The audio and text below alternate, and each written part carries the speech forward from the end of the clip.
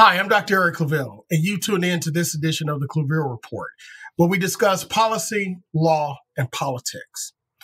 Today, we're going to talk about the Democratic Party.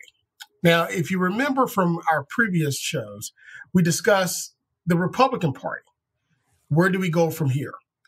We took a look at where the Republican Party started and how it got from what we call the traditional Republican Party, the party of Abraham Lincoln when it first started, to the conservative identity that it has today or yesterday of Ronald Reagan to Donald Trump. Today, we're going to take a look at the Democratic Party because I believe that there is a shift that's happening in the Democratic Party just like it happened in the Republican Party. What do I mean by that? The Democratic Party also had a start. It didn't start with Abraham Lincoln. It started with another president by Andrew Jackson. And that particular president represented an arm of the country that felt that their needs were not being taken care of by the government or the elites. Sound familiar? That particular candidate didn't belong to an established party. That particular candidate did not speak the elite talk. He spoke the talk and the lingo of the people. So from the very beginning, it started out as the People's Party. And it continued on as the People's Party, but then it evolved into something else. And today we have a Democratic Party that, in the traditional sense, holds to the two-party system that we have, meaning that it's steeped in government, steeped in status, steeped in elitism on one hand, but it's also a party that is transitioning with a group of individuals that want the party to expand and not stay where it is now. So let's get into it and let's look at and understand this issue from a clip that we're going to play from Vox Media. Today's Democratic Party believes that government has an important role to play in society. It fights against economic inequality. It advocates policies that battle racial and gender discrimination. But it wasn't always this way. The Democratic Party was once the party of white supremacy, supporting slavery and the Ku Klux Klan. To understand how the party made such a huge shift, you have to go back to its origins in the mid-1820s, when it sprung up supporting the presidential candidacy of a popular former general, Andrew Jackson. Jackson was an outsider, challenging the political establishment and the elites of his day, and his critics disparaged him as a jackass. But Jackson embraced the animal as a symbol of determination, and donkeys started appearing in newspapers to represent him and his followers. In the 1828 presidential election, which saw record-breaking popular participation, Jackson won in a landslide victory. So his supporters argued that they, and not the old elites, represented the popular will of the country, and they started calling themselves the Democratic Party. Jackson's administration immediately began expelling Native Americans living east of the Mississippi River, an issue that defined the new administration. After he signed the Indian Removal Act into law in 1830, 5 large tribes were rounded up and forcibly marched into territories and camps further west. And the Democrats' ambitions didn't stop there. In the 1840s, the party adopted the doctrine of manifest destiny, the idea that Americans, white Americans, were divinely entitled to dominate the whole North American continent. Democratic President James K. Polk put this idea into action, massively expanding U.S. holdings by annexing Texas, acquiring Oregon, and winning much of what's now the southwestern U.S. in a war with Mexico. But soon afterward, national politics devolved into bitter controversy over whether new states entering the Union should be permitted to allow slavery.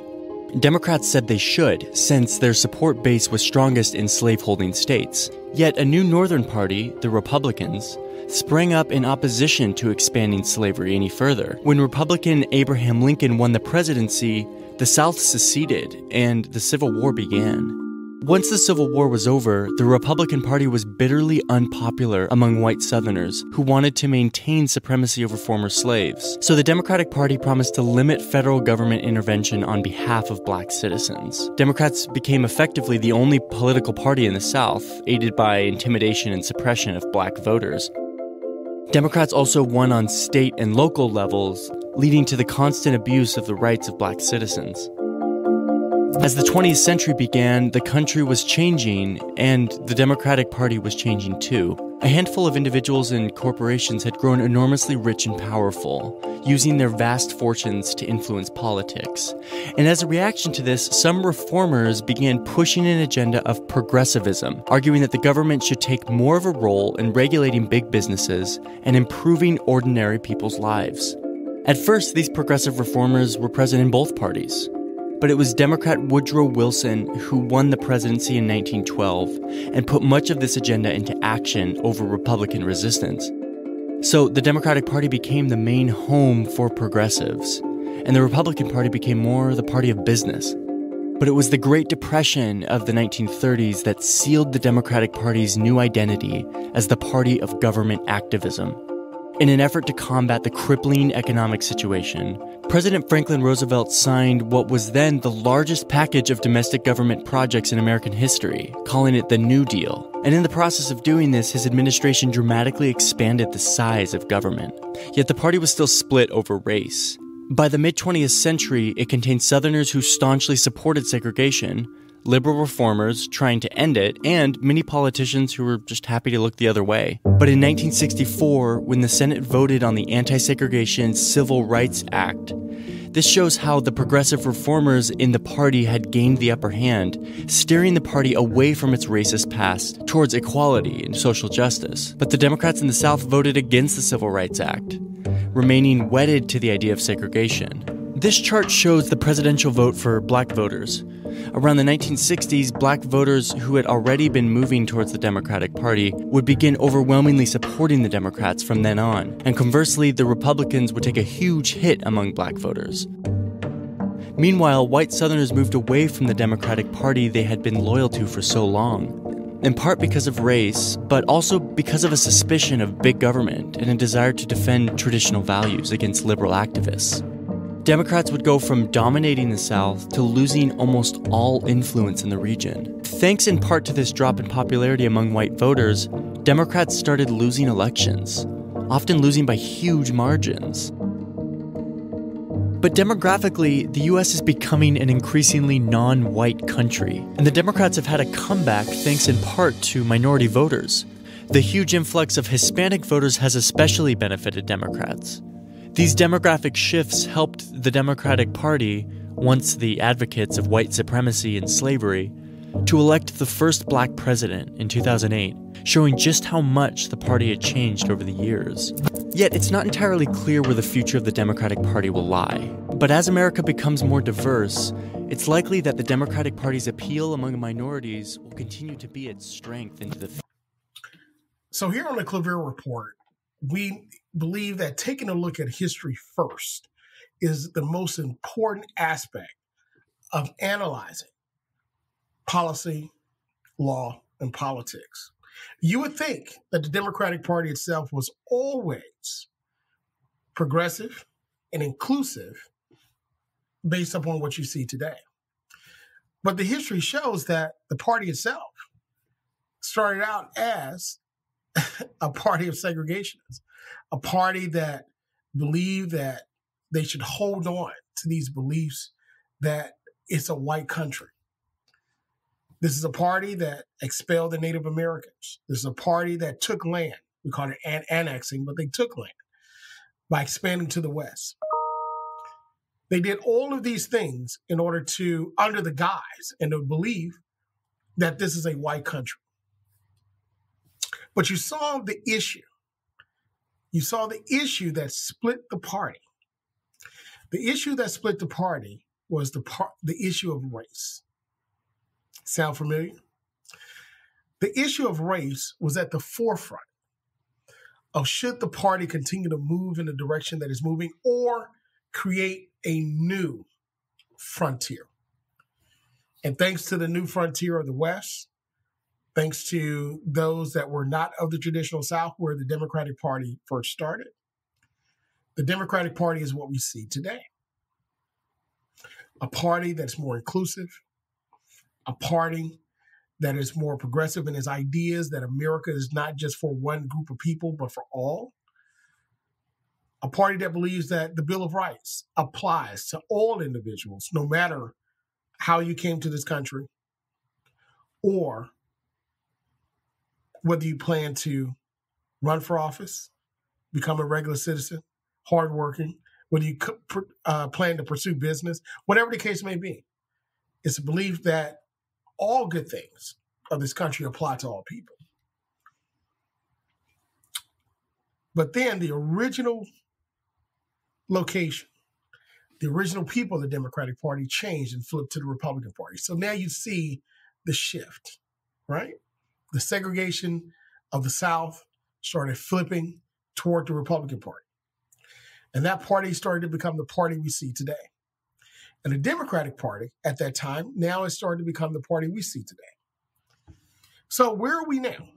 We understand where we came from. And the issue of race was at the forefront.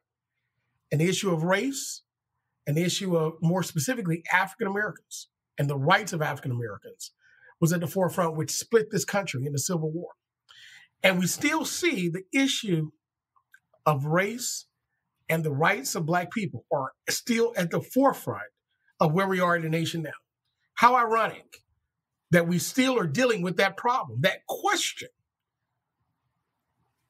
about race, about what do we do with the Black peoples of these United States of America. It's interesting how history continues to repeat itself. So the question becomes, will it repeat itself again? Let's take a look at the Democratic Party now. I want to look at it from a different angle because the Democratic Party today is seen in the sense of most political parties, well, the main two, which is Republican, Democrat, is where you have a nation or a party that is more conservative and has become elite. So individuals who have been our presidents, whether it be Bill Clinton in modern times, whether it be Barack Obama, or now whether it be Joe Biden, all of these presidents were what we call centrist presidents. And keep in mind, Bill Clinton actually implemented some of the hard line policies of the South in order to keep and win the presidency his second term. He actually recruited a lobbyist from one of the more conservative consultancies in order to win his second term because he knew he needed the South. Barack Obama himself, for all the progressiveness that he actually talked about and the things that he wanted to do, his policies were fairly conservative. There was really no difference policy-wise, in my opinion, between Mitt Romney and Barack Obama as it relates to social and fiscal policy for our nation. Really no difference. And now we have President Joe Biden, who has had a phenomenal career in Washington, D.C., in the Senate, and of course, is vice president of the first African-American or Black president of the United States. So now you see his stance, how he likes to deal with things, right? If you look at his nominations or nominees for his cabinet, fairly conservative. Merrick Garland, who will be confirmed as the Attorney General, fairly conservative. Many others, whether it be the Treasury, whether it be in other cabinets, they're fairly conservative. Those that seem to have gone to the left a little bit, they've pulled those nominations and left what I mean, their comments and their ideals, right? He's a type of politician that wants to work with both sides of the aisle, even though the other side of the aisle never wanted to work with him or his boss, and they surely don't want to work with the aisle now, and they didn't want to do it with their president, President Trump, former President Trump, that is. So I do see that there is a faction of the party that wants to remain centrist, that believe that America works for the elite, those that have, as opposed to those that have not. Now, here becomes the issue. Just as the Democratic Party rose to prominence, speaking the language of the people, I believe that the Democratic Party, there is a faction within the party that's rising, speaking the language of the people as well, the voters of the Democratic Party. What do I mean by that? I believe that there is a group within the Democratic Party. The more progressive, the more leftist,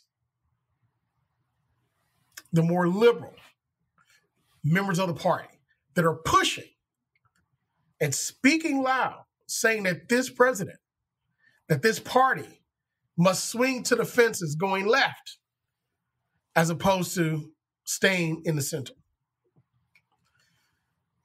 I believe that the forefather of that modern movement is Senator Bernie Sanders. I believe one of the disciples of that party is Senator Elizabeth Warren. I believe one of the young stars of that party, of that wing of the party, is Congresswoman Cortez, AOC. I believe that voice of the party is rising louder and louder and louder to a point that they cannot be ignored, to a point where if the center of the party does not adjust, there may be an issue. There may be an issue, not just in this presidency, but I think for future presidents as well. Think about it for a second.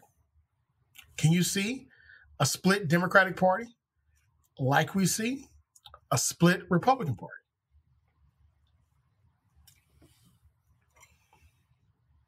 Could we see the Democratic Party start an infighting like they started with the Tea Party under John Boehner, like they started and continued on under Donald Trump?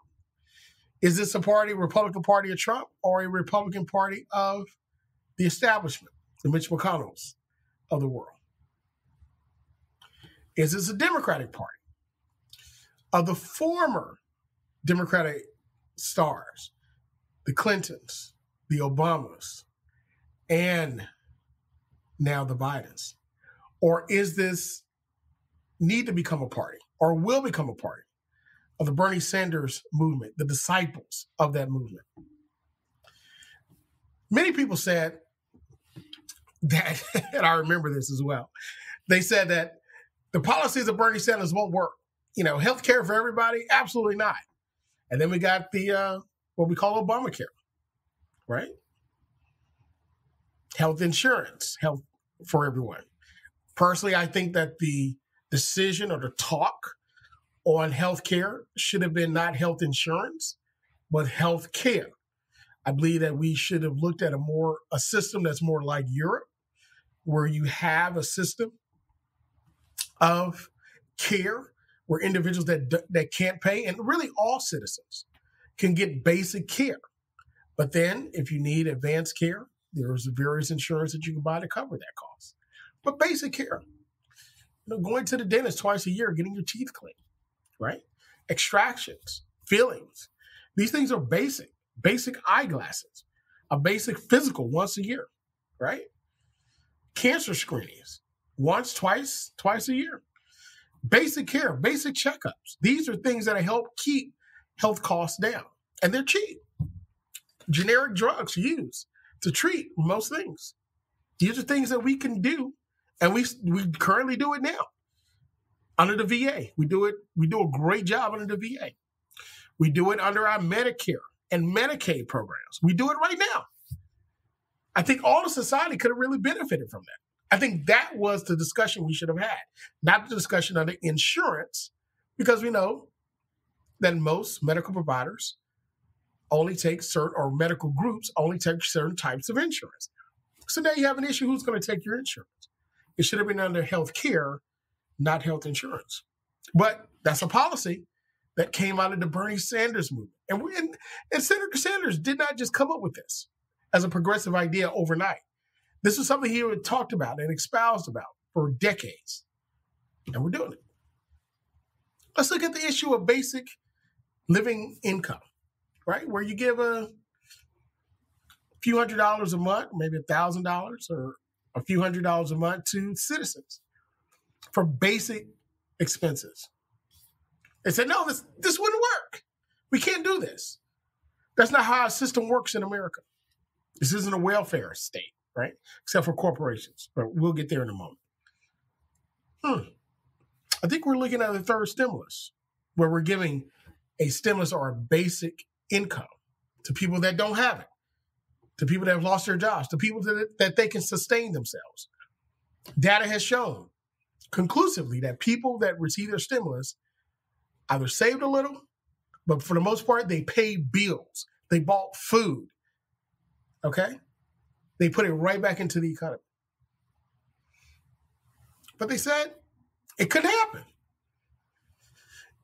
Another progressive idea was free college for people that are going to community college, for people that are going to technical college, for people who are getting a trade. They said, no, we can't do this. We're not a welfare state. You got to work for every dollar you get, every dime you get.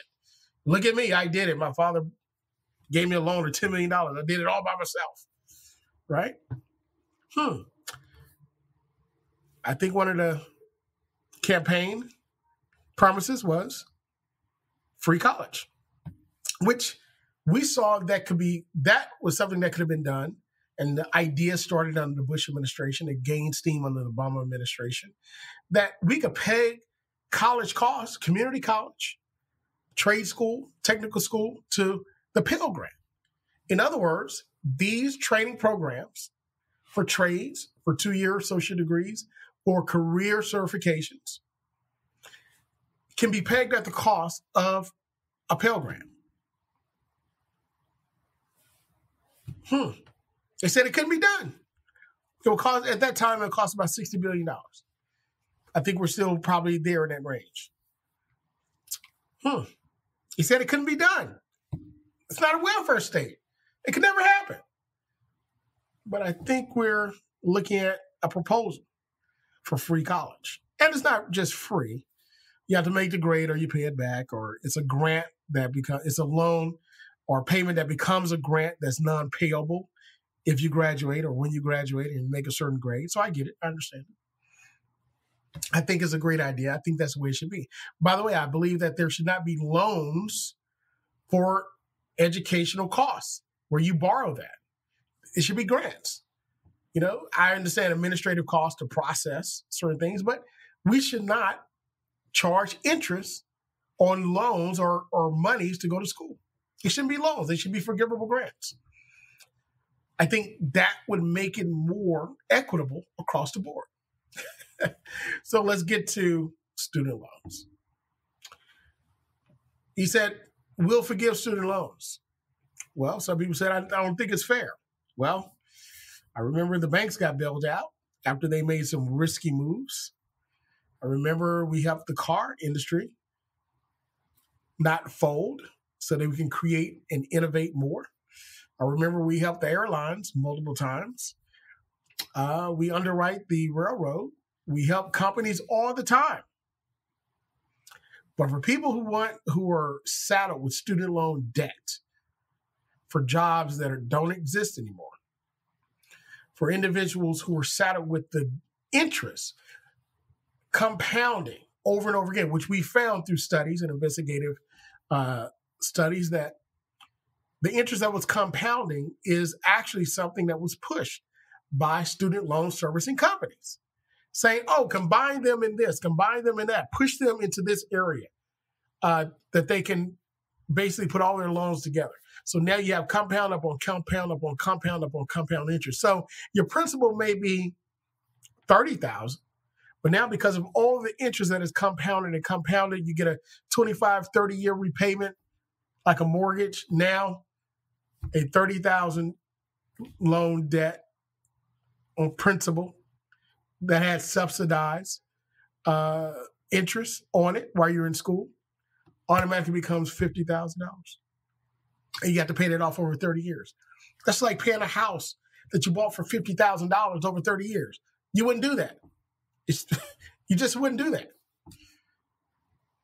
because you'll end up paying more interest over the course of time and cost than what the house probably would be worth, or the principal amount, especially at an interest rate that may be variable as opposed to fixed. But that's beside the point. The issue is we shouldn't have interest on those loans. There should not be loans to go to school. They should be forgivable grants. And we should also hold our universities accountable to hold costs at a level that is conducive to the education that you're getting. I understand costs go up, but as a professor, we know that when we get textbooks, there's not too much difference in a lot of textbooks because knowledge doesn't change. You can update that very easily. We've dealt with that issue through online books, right? We dealt with that issue through renting books. So I get it. We can deal with that model. We can deal with the issue, but we have to be willing to do it. We have to be willing to say we can make it equitable across the board. Again, equitable opportunity, not equal, but equitable opportunity. I believe in being equitable. So what do I mean by that? That means that if a person comes from a family that's well-to-do and may not need as much in order to take advantage of an opportunity, then I don't mind paying a little bit more. But if there's a group of individuals that are just as talented, just as intellectual, smart, just as hardworking, but need a little bit more help to take advantage of that same opportunity. And this is probably where equality comes in, being able to take advantage of the same opportunity. But in order to get there, you need a little bit more. Now, I know people say, I did it myself. I pulled myself up by my own bootstraps and so forth. I challenge that notion. I challenge that belief because nobody does it by themselves. We all needed help. We all needed someone to help us to understand, number one, that we had bootstraps. Somebody had to help us buy it. Somebody had to show us how to tie the straps. And somebody had to show us how to walk in those boots. As the old adage goes, if you only walk a mile in another person's shoes, you understand where they came from. And that's what we have to understand today. Where do we come from and where are we going? Looking back, looking forward. Here on the ClaVille Report, that's exactly what we do. Through history, through legal decisions, legislative history, and then seeing how the interaction of people during a time period takes place, then we can truly understand how we got here and where we go. I asked the question in the very beginning, do we believe that we're headed toward an internal split in the party, just like the Republican Party? I think history shows us that we are. I think it's conclusive that the current politics that we have of being centered and conservative is diametrically opposed to the issues that people are dealing with today. Today, we have the same issue that we had during the time of Andrew Jackson, President Roosevelt, and even the same time period of Donald Trump. The haves and the have-nots are like this. The question becomes, who would be the person to speak up? Who would be the person to speak the language of the people and move forward? We've tried it in modern times with the People's Party, the People's Movement. Others are trying it again. We have independent movements built around environmental protection and help and other issues. But it's going to take a larger movement, a larger voice, because at this point, I believe that the nation is suffering from a delusion that everybody has the same opportunity because everybody can achieve the same equitable resources to get there. And that's not true. Until we understand that, we will continue to be threatened with extremism on both sides. But once we understand that and we start to create policy around helping individuals with a hand up, not a hand out of dependency, now we start to create a more equitable, a more just, a more equal society. Well, we'll see. We've got 4 years of President Joe Biden. We got 4 years of the centrist part of the party. We got 4 years of the leftist side of the party. We have 4 years of Senator Joe Manchin out of West Virginia, who is holding the line between the two. The way he goes is the way the Republican Party goes and the Democratic Party and agenda. His vote depends upon many factors. But one of the main factors that our nation depends upon is whether we will listen to the people or listen to corporations. I hope you enjoyed this edition of the ClaVille Report. The Democratic Party, where do we go from here? We'll see you next time as we discuss policy, law, and politics. Until then, be well. We'll see you next time.